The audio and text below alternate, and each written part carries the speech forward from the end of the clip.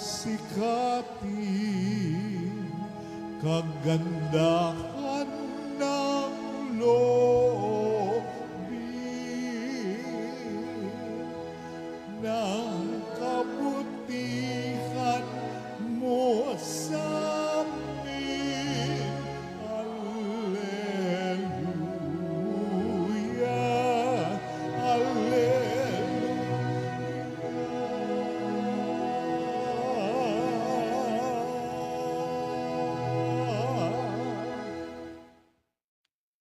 Sumainyo ang Panginoon. At sumayo rin. Ang mabuting balita ng Panginoon ayon kay San Mateo. Papuri sa iyo, Panginoon.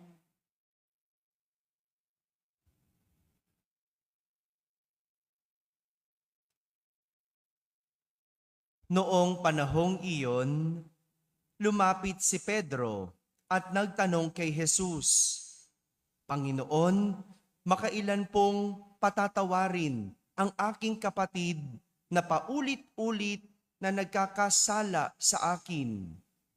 Makapito po ba? Sinagot siya ni Jesus, hindi ko sinasabing makapito, kundi 70 ulit pa nito. Sapagkat ang paghahari ng Diyos ay katulad nito. Ipinasya ng isang hari na pagbayarin ang kanyang mga lingkod na may utang sa kanya. Unang dinala sa kanya ang isang may utang na 10 milyong piso.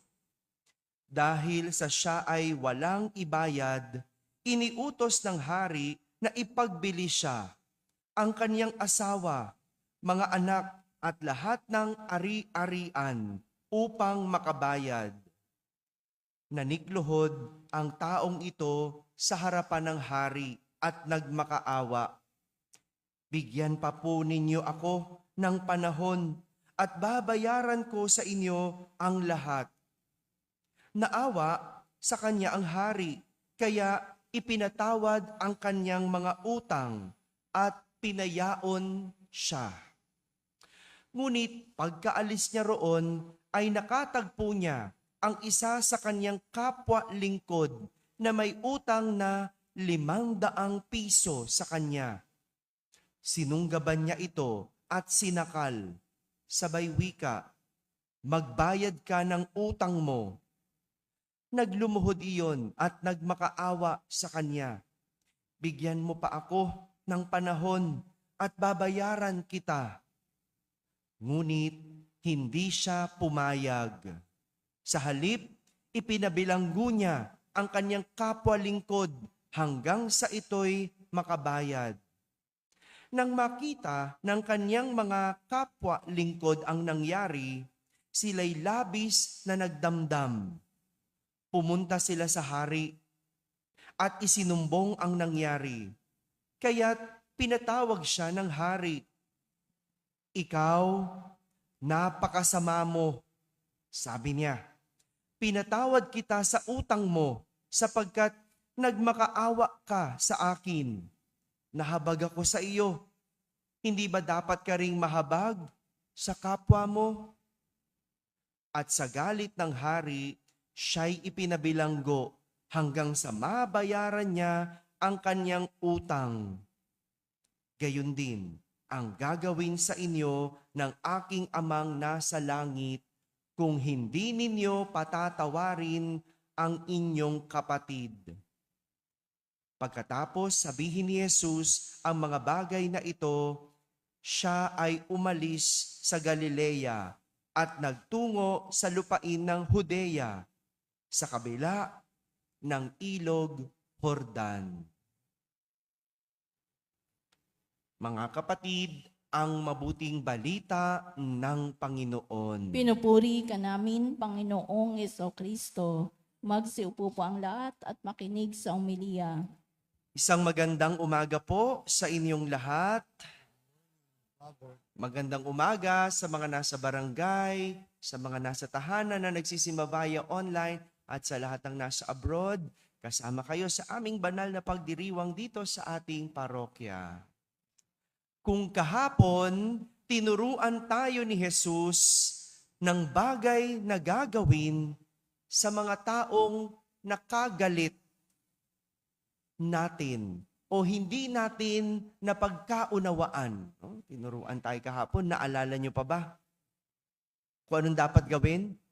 Anong unang dapat gawin? O di ba? Wala na. Kausapin ng sarilinan. One-on-one. Ano pangalawa pag hindi pa nakinig? Magsama ng isa o dalawang tao na pwedeng maging saksi.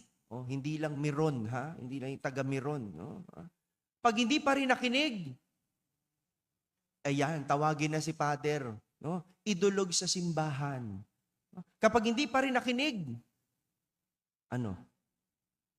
ituring na hentil o publikano. Huwag nang pansinin. No? Parang gano'n ang tinuturo. No? Yun ang sinasabi sa atin, sa mga taong hindi natin napagkaayusan o pwedeng sabihin natin nakaaway natin, nakaalitan. Ngayon naman, pinagpapatuloy ni Jesus ang kanyang pangaral. Magkarugtong ang ebanghelyo kahapon sa ngayon. Kaya naman tinutuloy ni Jesus ang pakikipag-ayos o pakikipagkasundo at hindi ito nauuwi o natatapos sa pag-uusap. Hindi lang ito natatapos sa pag-uusap, kundi dapat ito tinatapos sa kapatawaran. Sabihin nga po ninyo, kapatawaran. Kung anong daling sabihin, siya namang hirap gawin. Kaya naman, ito ang tanong ng mga alagad ni Jesus. Anong tanong? Ilang beses ba dapat nagpapatawad? Para sa mga alagad ni Jesus, ang tanong ng kapatawaran ay may hangganan. Tama ba? Kaya nga, tinatanong ang bilang. Ilang beses. Dahil para sa kanila, ito ay binibilangan o natatapos. Ngunit malinaw ang sagot ni Jesus na hindi 7, kundi 70 ulit, 70 beses. Kung uunawain, hindi naman talaga gustong bilangin ni Jesus ang kapatawaran. Dahil para sa kanya, wala itong hangganan. Wala itong katapusan. Kahit pa binigyang diin ng mga alagad kung paulit-ulit na nagkakasala. Di ba yun ang tanong? Makailang beses kong patatawarin ang aking kapatid na paulit-ulit na nagkakasala sa akin. Para sa mga alagad, may bilang ang kapatawaran. Pero para kay Jesus, wala itong hangganan. Bakit ba mahirap magpatawad? Hello? Bakit ba mahirap magpatawad? Dahil ba sobrang nasaktan? Tama ba? Kahit matagal na, masakit pa din ba? O dapat ba? O dahil ba ikaw ay nawalan kaya ang hirap magpatawad? Hindi na ba napalitan yan? O dahil ba hindi ka makalimot? Pero bakit yung utang mo, nalimutan mo? Kayang kalimutan eh. Kayang makalimot eh. Bakit ba mahirap magpatawad? Madami tayong rason kung bakit mahirap. Pero isa lang ang dahilan. Narinig ko, sabi ni Badad, pride. Pride. Sabihin nyo nga, balikan natin ang kwento ni Jesus tungkol sa utusan na may utang sa hari. Magkano ang utang? Ano na? Yan tayo no? Katulala kasi, no? Ang utang, 10 milyon. Balikan natin yung utang ng utusan. matapos siyang patawarin sa kanyang utang, siya naman itong hindi nakapagpatawad na nagkakautang sa kanya. Magkano yung utang sa kanya? 500. Tingnan mo, no? Ang layo ng agwat ng utang.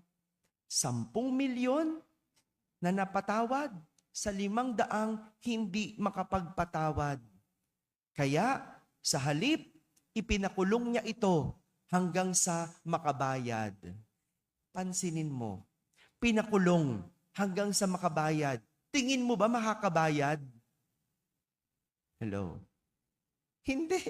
Paano makakabayad yun? Kinulong. Yun ngang nasa labas at kayang magtrabaho, hindi nakabayad. Yung pang kinulong, yung pang pinarusahan, pansinin ang ugali ng utosang hindi makapagpatawad. No? Ang taas ng tingin sa sarili. Akala mo hindi nagkamali. Akala mo perpekto. Akala mo kung umasta parang walang utang. At nakalimutan agad na siya man din ay pinatawad. Hindi ba ganyan ang taong ma-pride? Mataas ang tingin sa sarili? Huwag na tayong humanap ng kung ano-anong dahilan kung bakit di tayo makapagpatawad. Huwag na tayong magturo o manisi. Huwag na tayong umastang walang pagkukulang o kasalanan. Dahil lang totoo, hindi din naman tayo perpekto. Tayo man ay may pagkakamali din. Kaya sino tayo para hindi magpakatao? Wala naman magagawa kung hindi ka magpatawad, kung hindi ka makapagpapatawad. Pero tandaan mo, sinong talo? Sinong dehado? Ikaw. Una, dahil ikaw ang magdadala ng bigat sa kalooban mo. Pangalawa, ikaw ang babalikan ng iyong konsensya. May konsensya ka ba? Perpekto ka ba? Pinatawad ka, hindi ba? Ba't di ka makapagpatawad? At pangatlo, kakainin ka ng pride mo. Yan ang nangyayari sa taong hindi nakapagpapatawad. Kaya ang pagpapatawad, hindi usapin ng paglimot. Yung hindi makalimutan, hindi yan yun eh. Hindi yan usapin ng galit. Hindi eh. Lumilipas ang galit. Kayang lumipas. Ang kapatawaran ay issue ng pride. Pride. At yun ang tinitignan. Yun ang binabalikan kung bakit ang tao hindi makapagpatawad. Anong dapat gawin? Pakawalan mo ang pride na yan. Dahil yan ang nagpapasama sa iyo. Yan lang ang dahilan kung bakit di mo mabitawan ang kapatawaran. Wala naman talagang galit na. Ang hindi mo lang talaga magawa, pakawalan ang pride. Hindi naman na talaga masakit. Ang natitira na lang, pride. Anong dapat gawin? Pakawalan at magpatawaran. Amen? Amen.